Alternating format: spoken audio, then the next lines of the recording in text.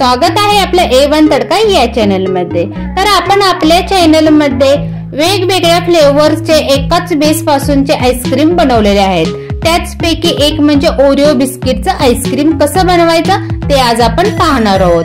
तर या ठिकाणी मी कढईमध्ये 1 कप दुधामध्ये 1.5 चमचा मिल्क पावडर व्यवस्थितपणे मिक्स करून घेतल्यानंतर दुधाला उकळी काढण्यासाठी मी गॅसची फ्लेम ऑन केलेली आहे।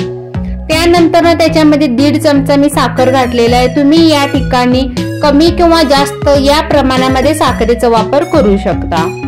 दुधाला उकळी काढण्यासाठी मंद गॅसवरती हे दूध मी ठेवलेलं आहे।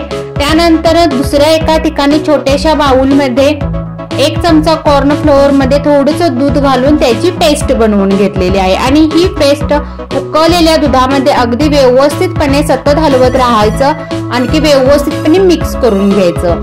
5 ते 6 मिनिटांनंतर या दुधाला कॉर्न फ्लोअर मुळे अगदी दाटसरपणा येण्यास मदत होते। तुम्ही व्हिडिओ मध्ये सुद्धा पाहू शकता। त्यानंतर हे दूध थंडगार करण्यासाठी एका बाउल मध्ये काढून बाजूला ठेवून द्यायचं। त्यानंतर या ठिकाणी मी ट्रोपोलाइटची व्हिपिंग क्रीम वापरलेली आहे। तुम्ही या ठिकाणी अमूलची फ्रेश क्रीम सुद्धा वापरू शकता। एका बाउल मध्ये मी 1.5 कप व्हिपिंग क्रीम घेतलेली आहे आणि ही क्रीम मी अगदी बीटरच्या सहाय्याने व्यवस्थित फेटून घेतलेली आहे। बीटरच्या सहाय्याने व्यवस्थित फेटल्यामुळे ही क्रीम अगदी दुप्पट झालेली आहे, म्हणजे ती थोडक्यात काय फुलले गेलेली आहे।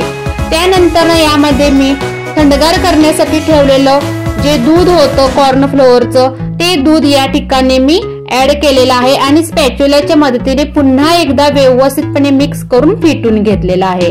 आणि त्यापैकीच अर्धा भाग मी व्हॅनिला आईस्क्रीम बनवण्यासाठी मी बाजूला करण्यासाठी ठेवलेला आहे। त्यानंतर राहिलेल्या अर्ध्या भागामध्ये मी ओरिओ बिस्किटचं पॅकेट घेतलेलं आहे आणि त्याचे छोटे छोटे बिस्किटांचे तुकडे करून घेतलेले आहेत, कारण की आपल्याला या ठिकाणी ओरिओ बिस्किटचं आईस्क्रीम बनवायचं आहे। त्यानंतर ओरिओ बिस्किटचा जो चुरा आहे तो या मिश्रणामध्ये अगदी व्यवस्थितपणे बीटरच्या मदतीने मी फेटून घेतलेला आहे आणि त्यामध्ये व्यवस्थित मिक्स करून झाल्यानंतर हे मिश्रण 7 ते 8 तासाकरिता फ्रीजर मध्ये सेट होण्यासाठी ठेवायचं आहे। या ठिकाणी मी अजूनही काही वेगवेगळ्या फ्लेवर्सचे जे आईस्क्रीम आहे त्यांचे व्हिडिओ सुद्धा माझ्या चॅनल वरती मी अपलोड केलेले आहेत।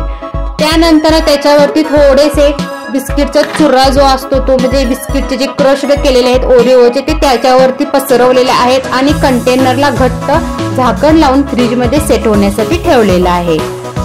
8 ते 9 तासानंतर तुम्ही पाहू शकता की अगदी क्रीमी टेक्स्चरचं ओरिओ बिस्किट पासूनचं हे आईस्क्रीम खाण्यासाठी तयार झालेलं आहे।